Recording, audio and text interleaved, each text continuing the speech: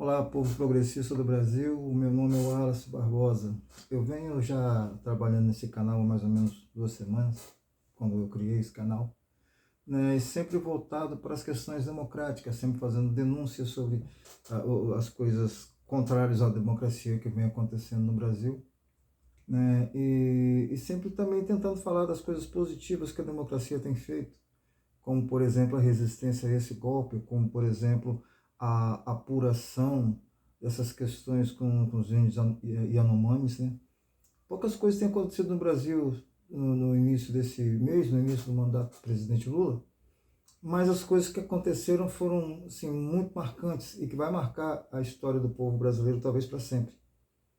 Esse descaso que a gente está percebendo do governo anterior, né? E essa tentativa de golpe que aconteceu no dia 8 de janeiro. Né? São coisas que eu acho que ficará marcado na história do Brasil e o povo brasileiro não vai esquecer disso tão cedo.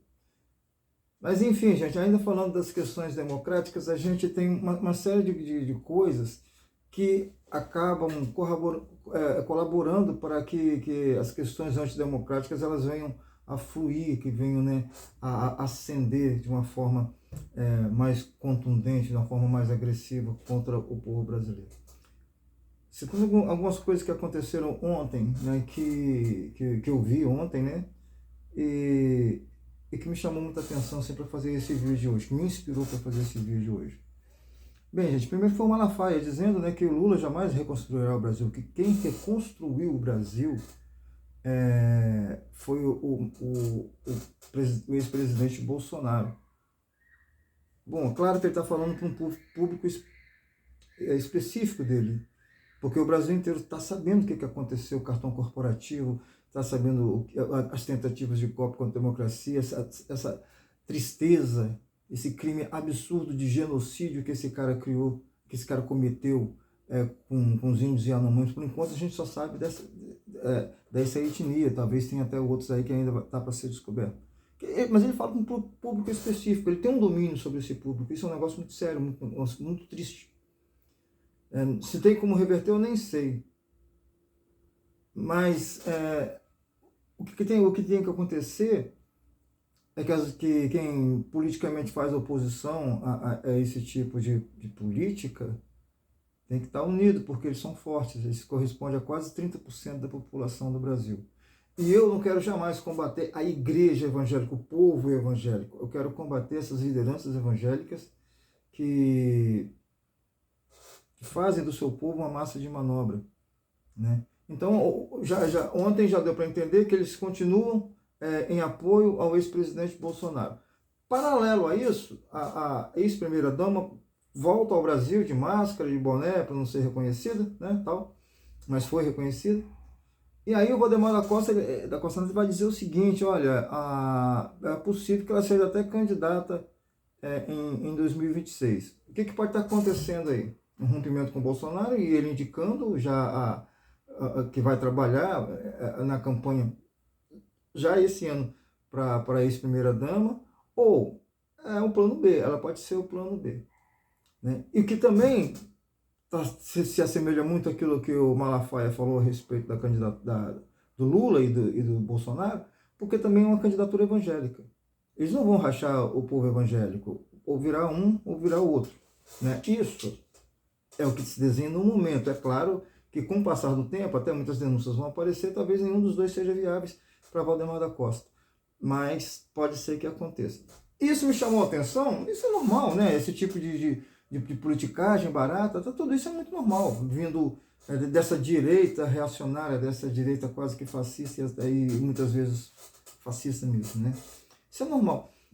Mas eu estudei teologia, sou formado em teologia há muitos anos, né? E embora eu não viva dos conhecimentos que eu adquiri, né?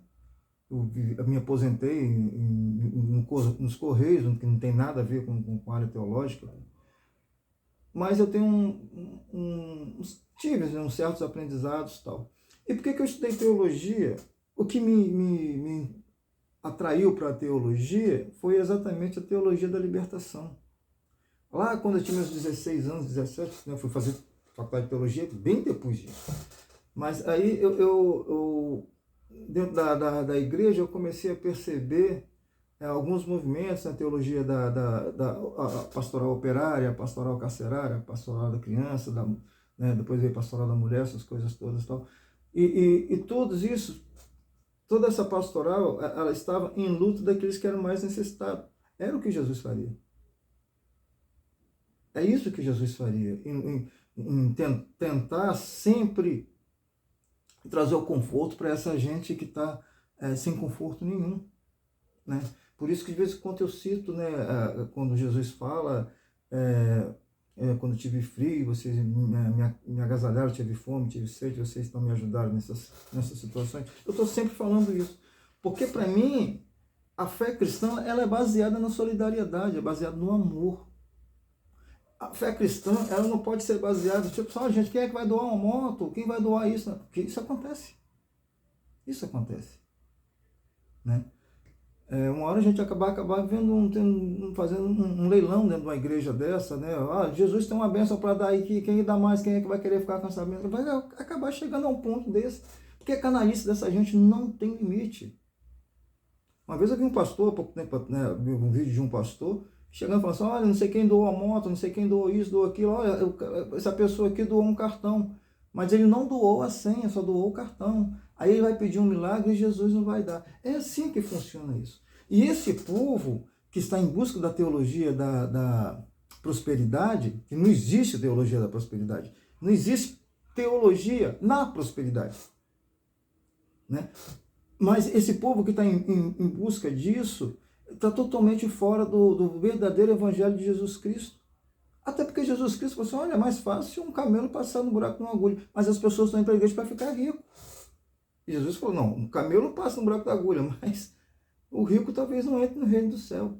Até porque nesse país, por exemplo, estou falando disso, a gente não pode nunca generalizar sobre nada, né? Mas o grande povo rico desse Brasil, ele é rico em cima da desgraça do povo operário, do povo trabalhador, do povo indígena, do povo do ruralista, do povo quilombola. E sabe, tantas terras foram tomadas dessa gente pobre, né? Então, quer dizer, será que é essa gente pobre que vai ser, essa gente gananciosa que toma tudo é que vai ser herdeira do reino de Deus? Aquele povo que foi vítima disso? Não.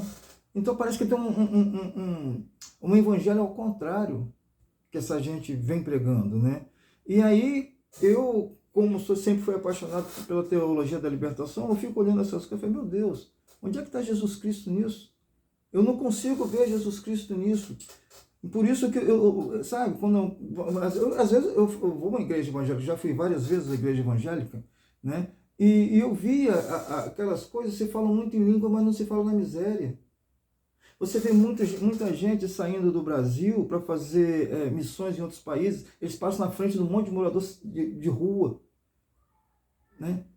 Passam direto, nem veem, mas eles querem fazer missão em outros lugares.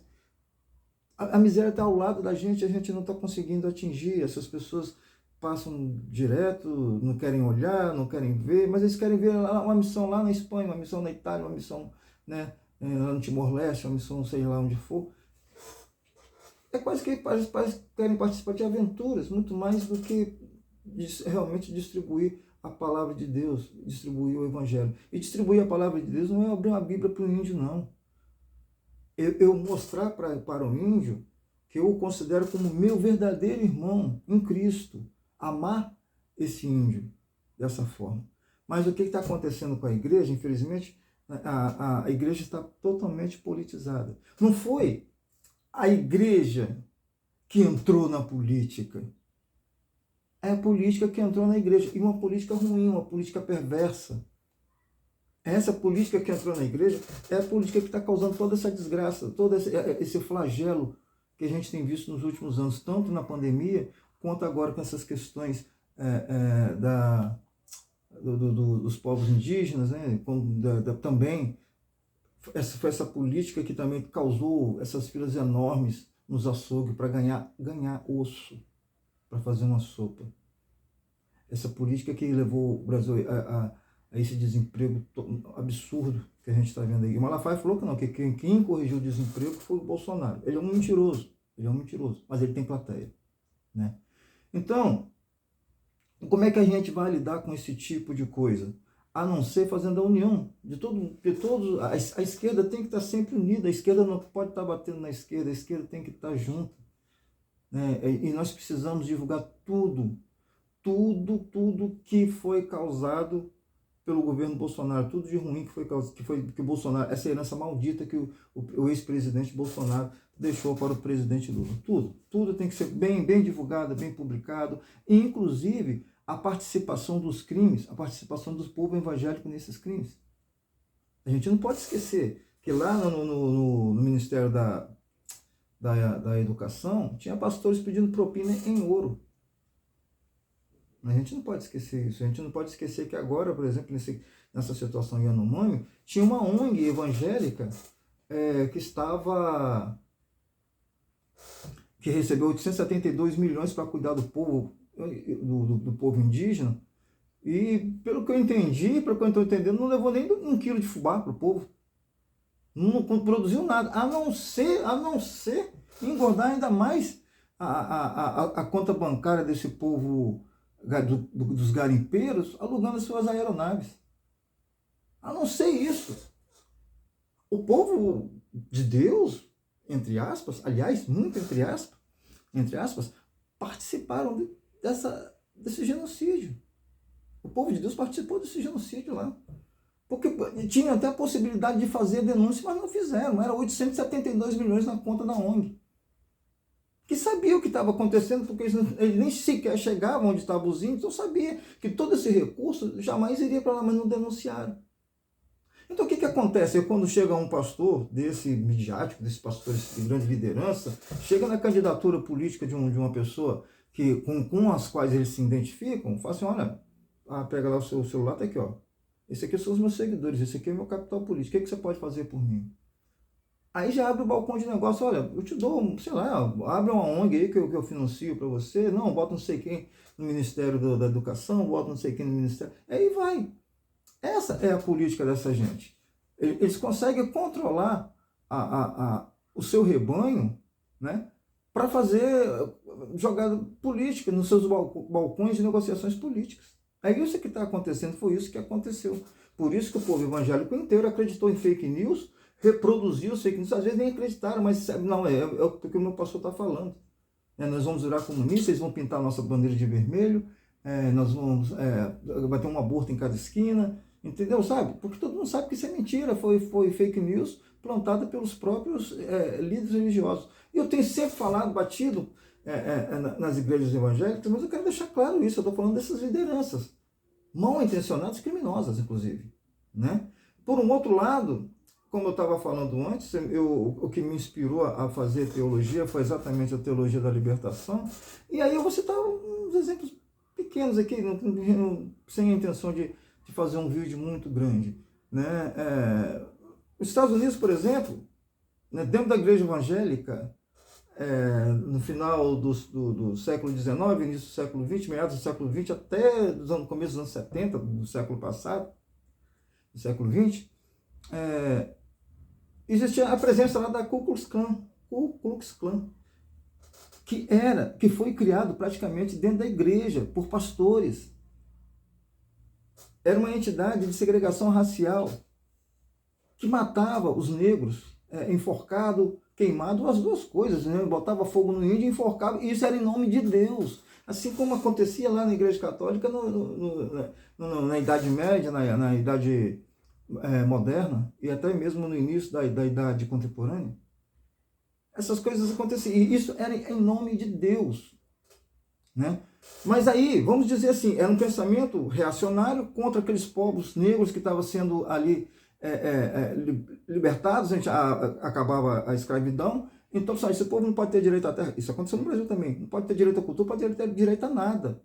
O Brasil é nosso, pertence a nós. No nosso caso aqui, a gente não matou lá enforcado, nem nós não botamos fogo também nos negros, mas a gente jogou os negros na favela. Nós não demos terra, não demos nada. Nós demos terra a muitos que vieram da Europa, né? ganharam terra, mas essas pessoas que eram escravos também não ganharam, também ficaram isolados.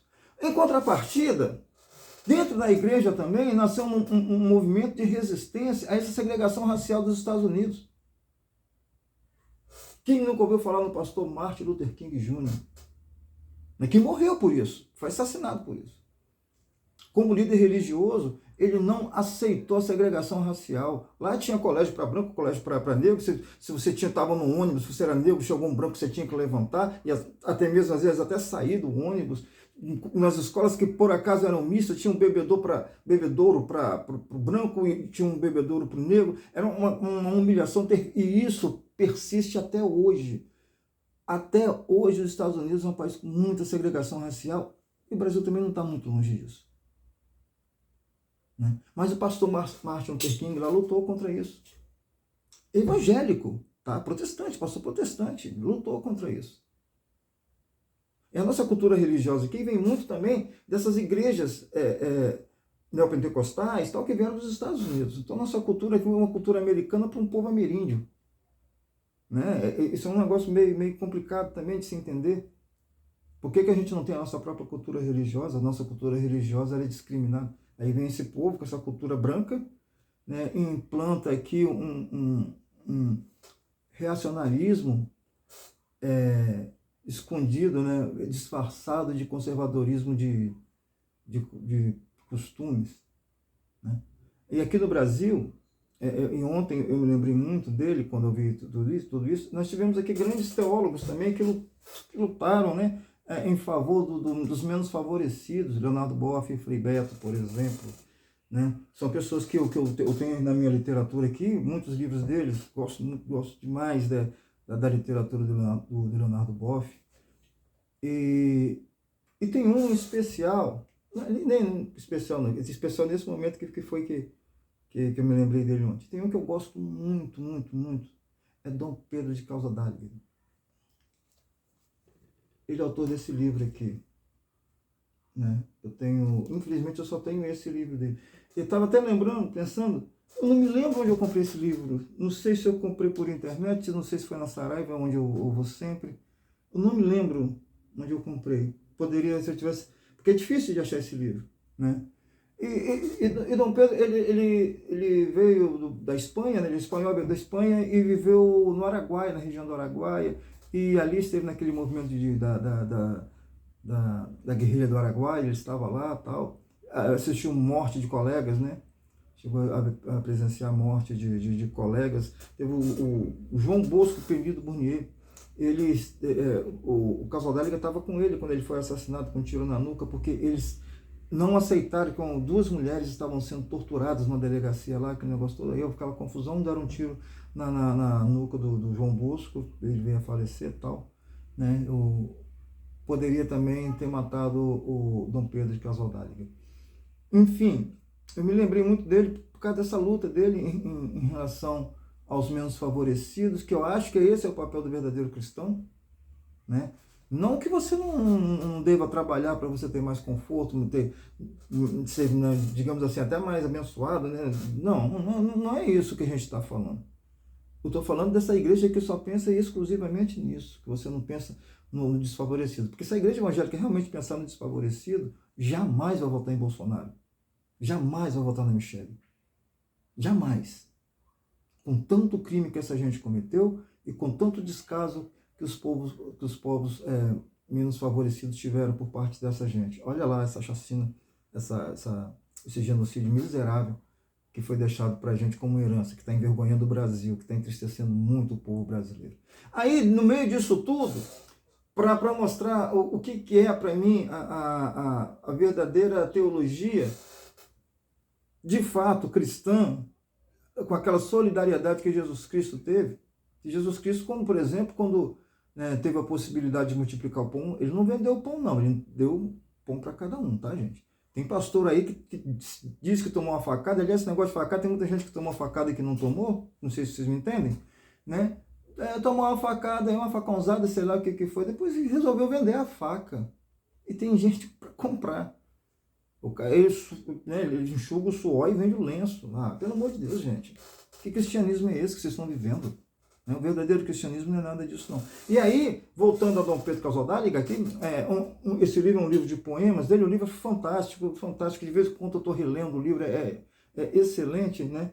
E eu vou deixar vocês aqui encerrando, eu vou deixar vocês com um poema dele que é bem curto, muito curto, um poema de um versinho só, né? Que ele, para mim, ele mostra o que é, para a gente entender o que é Jesus Cristo, né?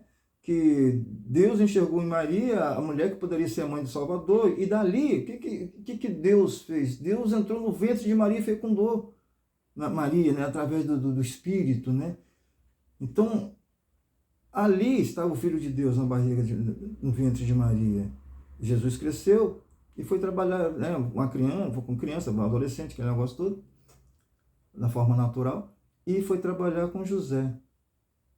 E aí Deus virou operário. Veja bem esse poema de um verso só. No ventre de Maria, Deus se fez homem. Mas na oficina de José, Deus também se fez classe. Então, gente, por esses escritos e outros, é que eu me convenço cada vez mais que Deus está na simplicidade das coisas, não está na arrogância do Malafaia, de jeito nenhum, gente. O cara, do jeito que ele fala, parece que está gritando com você. Não está nessa arrogância, não, está na mansidão. Deus está na oficina, como Jesus Cristo esteve na oficina de José. Bem, gente, eu comecei esse canal há umas 2 semanas atrás, né? Tenho tido um relativo progresso, a gente sabe que tudo isso é muito difícil, mas eu preciso que vocês deem um like, se vocês tiverem gostado, evidentemente, né? Que vocês se inscrevam também no canal, que vocês compartilhem, para a gente continuar crescendo, para a gente continuar melhorando também, né? Eu preciso melhorar muito, como eu disse, eu estou começando agora, eu não tenho nenhuma pretensão de falar para vocês que eu estou fazendo, já estou fazendo um bom trabalho, mas eu tenho lutado para fazer. E aí eu preciso desse incentivo de vocês. Se vocês não deram like, deem um like agora. Se vocês não são inscritos, se inscrevam. Compartilhem com pessoas que pensam como nós. Né? E eu encerro por aqui, hoje sábado pela manhã. Que tenham todos um bom fim de semana. Que tenham todos um dia muito especial hoje também, hoje e amanhã. Na bênção de Deus. Fiquem todos em paz. Um grande abraço.